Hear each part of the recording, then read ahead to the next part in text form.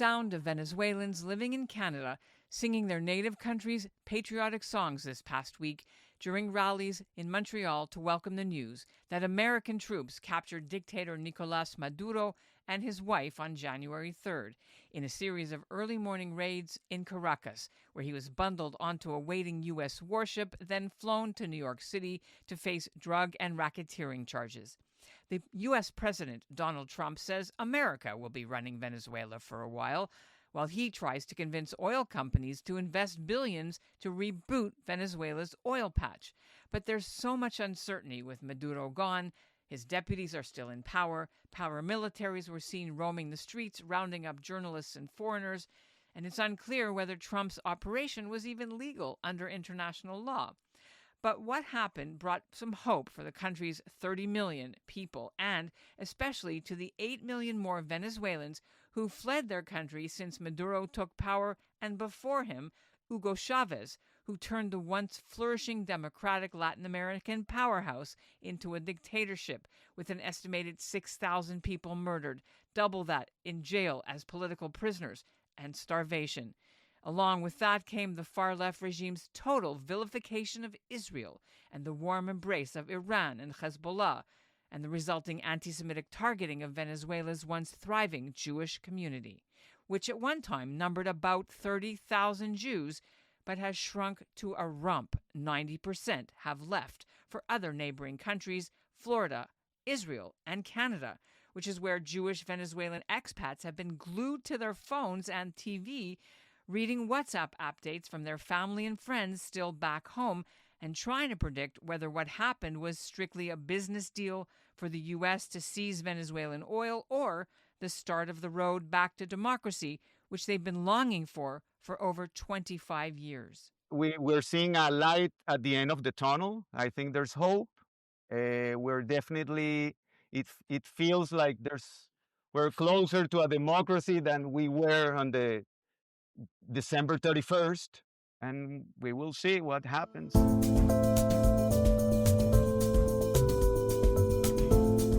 I'm Ellen Besner, and this is what Jewish Canada sounds like for Monday, January 12th, 2026.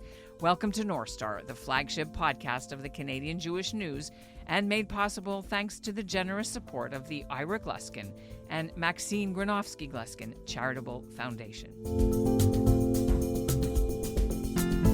Canada closed its embassy in Venezuela 7 years ago in 2019 due to grave human rights abuses by the Maduro regime.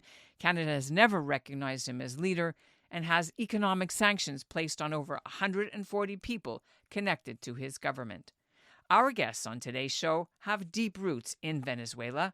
Rebecca Sarfati's been in Canada the longest. She's a Toronto event planner. Her grandfather founded Venezuela's main Jewish political advocacy group. Jonathan Rosenberg came next to Toronto. He also comes from a prominent Caracas family, descendants of a Holocaust survivor from Austria who found safe haven. One of his late grandfather's murals is in the B'nai B'rith headquarters in Caracas. Jonathan fled Venezuela when his business partner was murdered. He's a business transformation coach. His new book just came out, outlining his corporate coaching philosophy. Daniel Topel is the newest arrival on Canadian soil, but he actually left Venezuela in 2006, stopping in Israel first, then to Canada in 2014. He's an aquaculture specialist. He works on the BC coast. He lives in Ladner, a fishing village in Delta, south of Vancouver. Maybe we could start off by, if you could explain to our listeners a little bit about how you ended up here in Canada and when you left and why you left. Anyone can start. Well, I believe I'm the longest standing Venezuelan here. I arrived in 2001. Not particularly fleeing anything other than looking for opportunities at that point in time, even though Chavez was already in power and it started to feel uncomfortable, but in general, not particularly so specific to Jews. But so I've been here almost 26 years. I came in 2009, and I did come as a result of a difficult situation in Venezuela. One of my business partners was in an armed robbery and he was killed. So I had recently gotten married. So my wife Adriana and I decided to sell everything we owned and we moved here. It was untenable, the situation by then. And your family had a candy business or something? I'm not sure if I have. We were in the schmata business. Oh, the schmata my business. family was in the schmata business, but I've done many other things since. So it's been an interesting journey for sure. And I actually came to Canada in '95 for boarding school. I did boarding school here in Toronto, and then I did my undergrad at McGill, and then I went back to Venezuela and spent about 8 years there. And Daniel, tell us So, how you got out of Venezuela. I did Aliyah in 2006, and I lived in Israel till 2014 when I came. We came, my wife, my son, who was born in Israel. That time he was 2. We went to Vancouver Island, to Nanaimo. So yeah, I've been here since 2014. And Rebecca, you've been very involved in raising medical supplies for doctors back home. Tell us a little bit about what you've been doing for Venezuela as an activist here in Canada. When I arrived in 2001, since day one, I've been an activist for democracy in Venezuela. In 2014, I believe, I got together with different leaders from different provinces. And we said, you know what, we need to have like a legal entity to work with to continue with lobbying and everything. One of those items was the medical supplies. And what started as, sending one box per time, ended being sending a container, organizing bigger collections of medication. My basement at my house was packed of whatever medical item you can picture. Got those from Canadian doctors. One time I had a limb at home, like a leg, for example. Like a prosthetic. Now, I had you together because the stunning news that happened with Donald Trump moving Maduro and his wife to face racketeering and narcotics charges. Can you tell us what your reaction was when you saw this news? We've been in an emotional roller coaster since Saturday. We've been in the only way to describe this is emotional roller coaster, because, of course, your first impression, like, I was awake 2:00 in the morning and I was going to bed. And all of a sudden my phone started bling, bling, bling, bling, bling, bling, bling, bling. Those WhatsApp groups. My cousin, what is happening in Caracas? See, oh, it's Friday. It might be fireworks or whatever. She said, no, there's planes. So immediately I went to X to see if we could find something. All those pictures, all those videos, live showing you, it looked like Gaza, to be honest. It looked like war. So at that moment, I said, what is this? Because for me, it wasn't as clear who was it. I said, okay, it could be a coup, it could be something else, it could be, I don't know. So we waited till around 4:00 when President Trump finally said, okay, it was us, sorry. So it has been like a roller coaster. And uncertainty, as I said, is the word of the week. Well, I got pictures from friends all opening bottles of champagne. I think the first reaction was joy. And I think the reason why there was joy at first, it's because this is a huge catalyst for the Venezuelan people. Think about it. For 26 years, people have been trying to create an opposition to this government unsuccessfully. There hasn't been checks and balances. So suddenly you see the head of the government being pulled away in a helicopter, right? And he looks, and I mean, for those of us who've ever watched the movie, we're like, hey, they took away the bad guy, right? So the initial reaction, at least for me, was unadulterated joy. I was like, okay, so this is the beginning of the end of this regime, and there's going to be a change. Of course, that slowly started changing once we saw the press conference, and we saw the news release, and we saw I think there were two very telling things in that moment that kind of changed the mood, at least for me. One of them was Trump saying we are now running the country, which it was really hard to understand what he meant by that. And at no point did he explain what that meant or how they were doing that. So that was a big question mark for me. And that's when the uncertainty, as Rebecca was saying, started to kick in. And the second thing is when he kind of snubbed gently Maria Corina Machado, the leader of the opposition. And that was also kind of a little bit surprising. And, after the press conference, that joy that I had felt slowly started to dwindle away. Let's hear from Daniel when Yeah. you got your phone started blowing up too, I guess. No, my wife woke me up and I told her, really honestly, I told her this is all AI. Don't. At first, that was my first, because I couldn't believe it.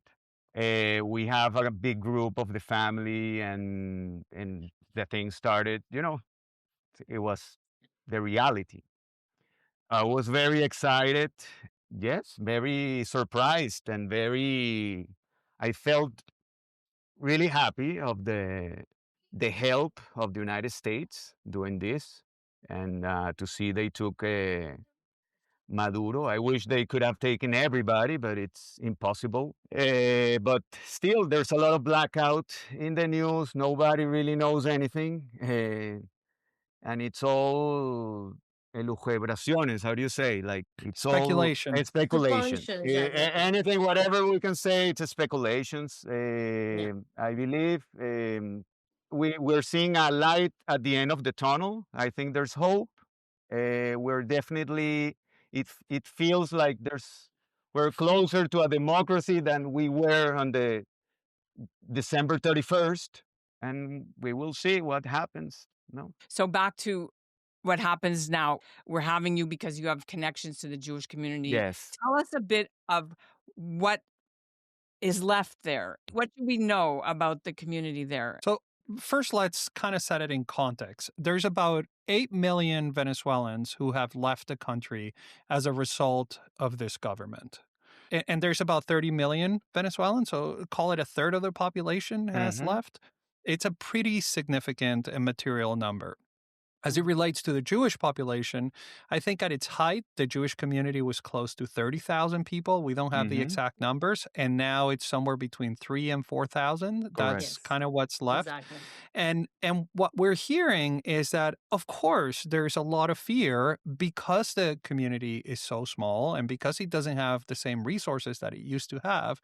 It's much harder to make sure that the community is integrated and protected and cared for. So, initiatives like this one, bringing awareness to it, Ellen, which is what you're doing with this podcast and what you're reporting on, is important. It's important that people know that there's a I would call it a thriving Jewish community. There's a Jewish school, there's a Jewish club, there's a I was just at the JCC recently here in Toronto, and we have our own JCC, which is a beautiful place. So I think there's a lot of fear right now in terms of what this is going to look like. Yeah, I agree. Yeah. And I want to stress out, maybe to put people who don't know the Jewish history in Venezuela in context. Before Chavez, Venezuelans were part of the social life of the country. We had politicians, prominent people, Jewish Venezuelans, Jewish Venezuelans. They were part of what we were. Jewish Venezuelan felt or feel, I'm pretty sure we still feel, like Venezuelans by heart. Like my family arrived in at the end of the 1800s to Venezuela. There's people who are consider themselves Venezuelan who came 100 years later. So their family came like 100 years Jonathan's later. family. I think you were Holocaust survivors, were you not? So my family went from Austria. Well, my grandfather was in Bulgaria, actually, and he got a telegram saying, you can't come back, right? And once they arrived in Caracas, they were able to build a thriving life there. Jews were very much welcome. And there were, there's lots of stories about boats that, got denied entry many other places and they were welcomed. in Venezuela. So it was a safe haven for people who are escaping the Holocaust. Definitely. Daniel, how did your That's family right. get to Venezuela? My grandfather arrived from Poland in 33 or 34 to the port of La Guaira. And on my mother's side, they were already there, since the Jews that were expelled from Spain during the Inquisition. And they ran from Amsterdam, Holland, then Curacao, and Curacao to Venezuela. Wow. So big Probably roots, like big Rebecca. roots. Yes. Yeah, big roots. Yeah. I never felt different for being Jewish and being Venezuelan. Like for me I'm Venezuelan. I'm a Venezuelan Jew or Jewish Venezuelan, however you want to interchange those two. Yeah. When did things Yes. change for you and For for your me, family? Yeah. okay, How did it change? Yeah. Chavez got elected in 98. In 99, he changed the constitution. So that's one of the biggest problems there. I did start to see anti-Semitism, like feel it. You could feel it when, people start leaving, not only Jews, but for example, in 2004, somebody screamed at me, a random person, a slur, because I was wearing a kippah when I was leaving the synagogue at night. So somebody, screamed something really nasty at me, and you could feel it, you could see, and then their ideology, this regime ideology is paired with the anti-Zionism. They tainted with anti-Zionism, anti-Israel, but at the end, we know where all this takes. It all ends in Jew hatred. And then they closed the Israel embassy. That's another important episode, even though it might not necessarily relate to being Jewish, but yes, it's part of us. Mm-hmm. Chávez said something, maldigo al Estado de Israel. Desde el fondo de mi alma y de mis vísceras al Estado de Israel. Maldito seas, Estado de Israel. Maldito sea. Terroristas y asesinos. Y viva el pueblo palestino. Chavez damned the state of Israel. Ellen, I think it's important to correctly represent the fact that Jews and Muslims and Christians and people were living in relative peace in Venezuela. I think what occurred is that when Chavez came into power as a demagogue, he started creating this difference between us and them. And that started on the social strata.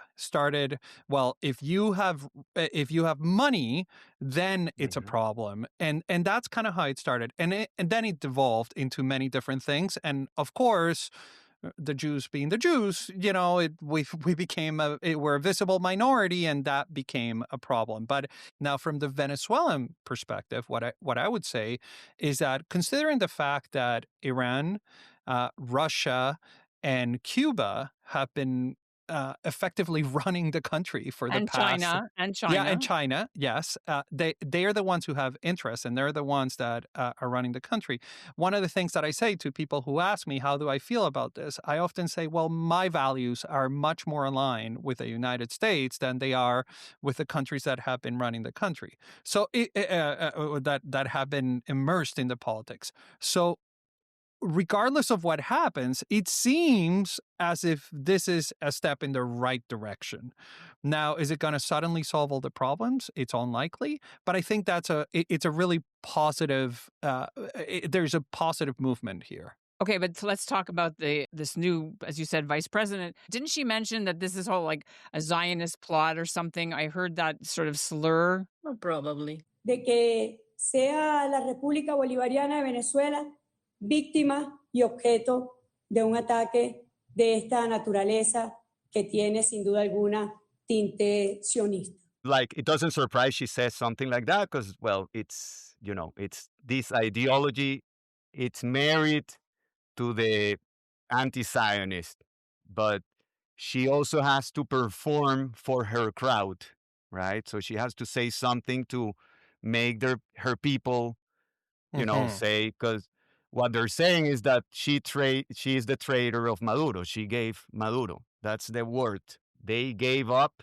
Maduro, and now, it's like It hungry was a dogs. negotiated, yeah, Exactly. it was They're a back. negotiated exit.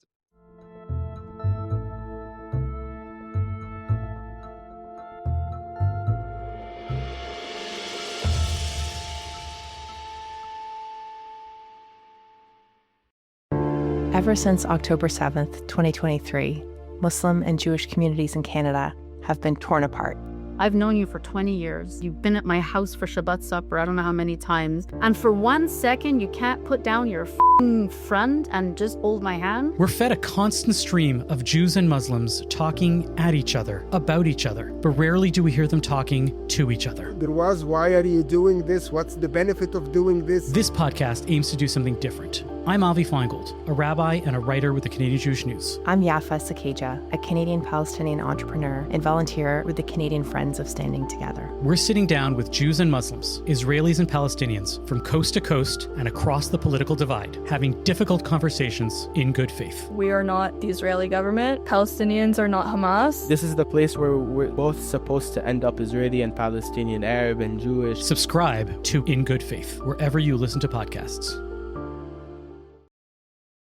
Guys, what does this mean for the Jewish community now? I heard that they're staying quiet. They're being told to not give interviews, to stay. The school was closed because there's 600 kids that have to stay home because they want to keep the community out of trouble and stay safe. Is that what you're hearing? I believe not only the Jewish community. There's a lot of people who are, for example, the university. It's moved its opening date for 2 weeks. So, I mean, it's every Venezuelan are in that state of uncertainty and they're just keeping calm, keeping it quiet, because if you're a person as a reporter or somebody from the press, you're being in jail this week. Correct. So it's not, of course, we are more careful. And I believe our state of being more careful is just because the war is going on and this a lot. It's like being careful here these days, if to be honest. So on top of it, all this is coming. So everybody's trying to keep safe and with provisions and avoid what you don't need to do, or avoid to be too out loud, just to keep your family safe. I spoke with my family and they say, okay, what's going on? We don't know. Yeah. And if you're able to stay home, you will stay home. How many That's people right. on this call, you all have family back in Venezuela, close family? Can you say, or do you not want to talk about it because of safety reasons? Well, my dad is there in Venezuela, and I have lots of cousins still. My in-laws live there, and thankfully they were visiting us, so they're here right now. They're actually here in my house. I just wanted to add something brief to Rebecca's point around what's happening in Venezuela right now, Ellen, because I think it's important to paint a picture. So the government made a call out to the colectivos, which are like paramilitary, to be in the streets. So these are people who are in motorcycles and they're carrying long guns, and so and part of the intention behind that is to make sure that they keep people in their homes. Now there are reports, and you can fact check this later, but there are reports that people are being stopped by the colectivos and they're being asked to unlock their phones to see exactly what kind of information they're sharing. So it is a state of terror that people are in right now, a state of shock and terror. Yes. Sorry, didn't they go into the Jewish Community Center years ago and like raid this was it? years ago. Yes. Well, yeah, that's and the synagogues. They desecrated several synagogues too. Yeah. So because there's an anti-Zionist rhetoric. Yes, if people are looking for a place, of course there's a heightened danger for the Jewish community, especially because it's so small now. Finally, what do you know about people who have been saying, analysts have been saying that it's a hub. It was a hub for Iranian influence, for Iranian trade of drugs, and then Hezbollah support. So maybe this is good for Israel. I have a friend of mine who said to me, as a Venezuelan Jew, Trump has been incredible for me because of some of the decisions, military decisions that he's made. Now, I'm not sure I would agree with him. I think listen, Ellen. I think the problem here is that there's so much complexity here. We're looking for clean answers, and there are no clean answers. And so I think that's really important to keep in mind. That's right. I want to bring to your attention that in the case of the Hezbollah, Hamas, and so on, one of the biggest problems besides financing and cleaning money is that during this 20-something years, Hamas or Hezbollah or whatever, they've been giving Venezuelan passports. So that's a very important security matter that we need to take in consideration.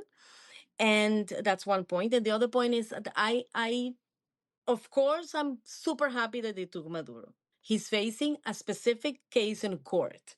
I don't want it to stay there. I need him to go to the International Court for Human Rights Violation. Drug dealing? Anybody can go for drug dealing. So in The Hague, in Scheveningen, and stay there until he I don't dies want in it to prison, right? I'm going to say, yes, that's enough for me. No, because they can give him 5 years. They can give him 10 years. That for me is not enough. I need to see him in The Hague. I have to see him there, dressed in orange, but over there. That's one thing. The other thing is that the whole Trump situation, it's bothering me, to be honest. I know he was the one who did it, and we're happy, and thank you so much.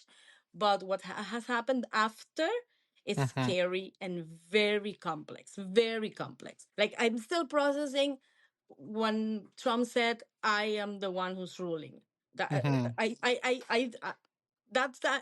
sentence, I stopped. I say, what? The Nobel Peace Prize winner and the election winner being put in power. Why are they leaving the same regime Because there?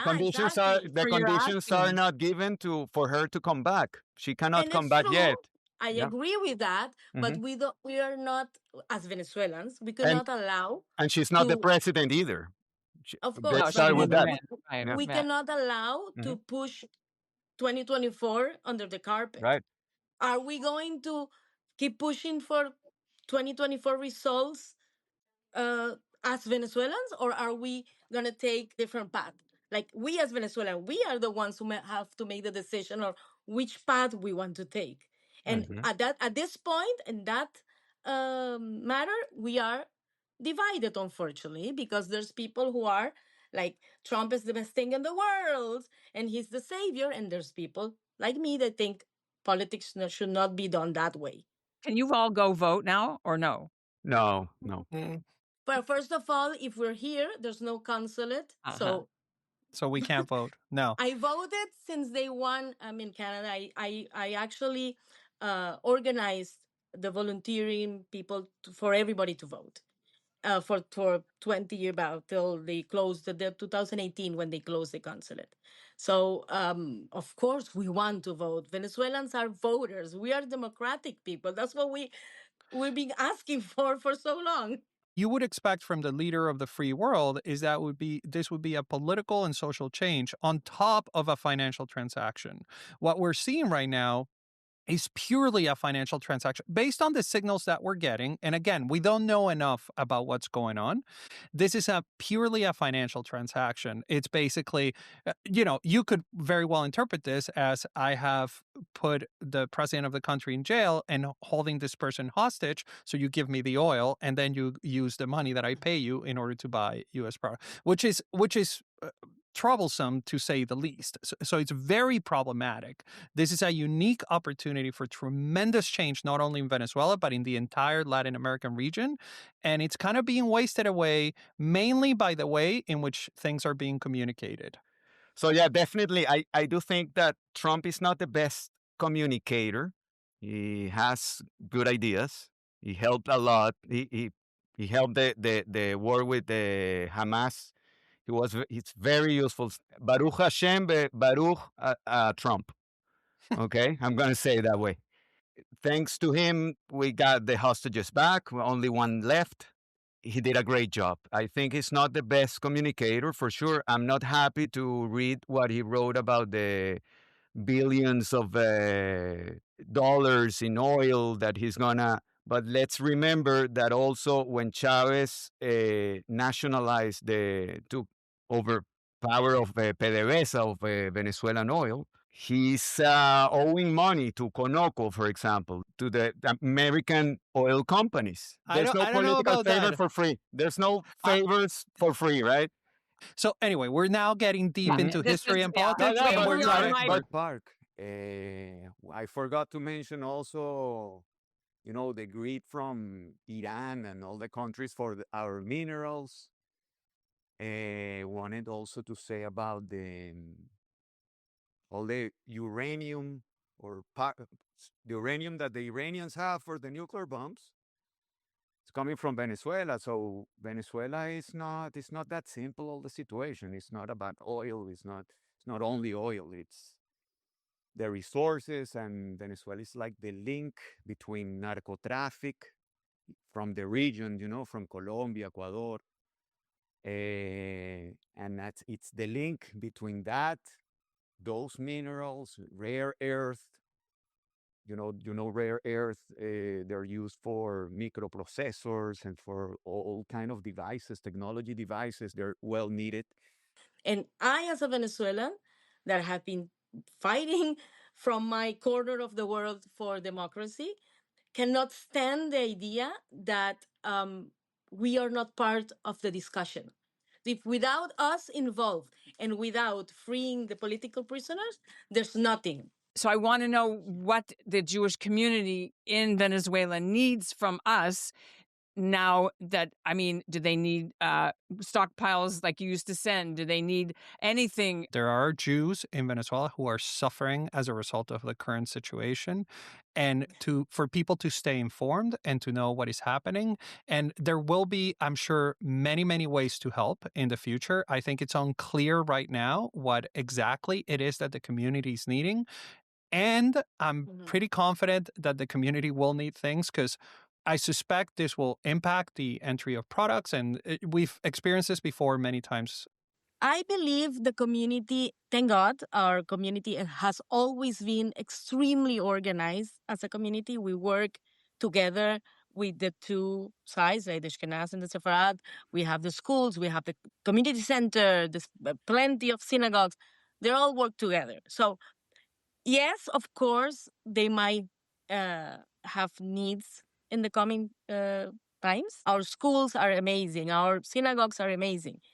But they are suffering probably for funding to maintain them. Till now, we have had the support of ourselves in Miami, of ourselves in Toronto, wherever we are. For example, my mom received medication from the community, from Yahat, basically. So they get medication from Yahat. But your mother's right there and she's listening. Put her on. She's Hello. here. She's here. Hello, mommy. She actually managed to leave a month ago. Yeah, she arrived a month ago. Like, she's not moving per se, but we don't know. She's supposed to be leaving in March, but we don't know. No, hola. I want to say hi. ¿Cómo está? I am proud of my young people. I'm proud of my daughter and Daniel and Jonathan. Thank you. Thank you. Rebecca is doing a great job. Are you going to stay in Canada now? You're going to go stay permanently? No, I have to go back. No, I waited for Trump, what he says. Elderly stay behind, probably. Yeah, that's the sad part. So you ask if the Jewish community should leave. I think that's a decision, a very personal decision to each family and to each person. The fact that already, 2/3 of it left or even more tells you something. It's very sad, the grandmothers that have to live away from their grandchildren. For example, my mom. God bless WhatsApp. Yeah, those are the Zoom Saftot, the WhatsApp. Que crean que el aeropuerto es la casa de la abuela. Uh-huh. So that's a really, it's a tragedy for the Jewish community and the rest of everybody. Venezuelans, everybody. And yes, it's very hard to go back even for a visit because you don't have the passport to go inside. To arrive in Venezuela, you need your passport. Rebecca, So- when was the last time you went home?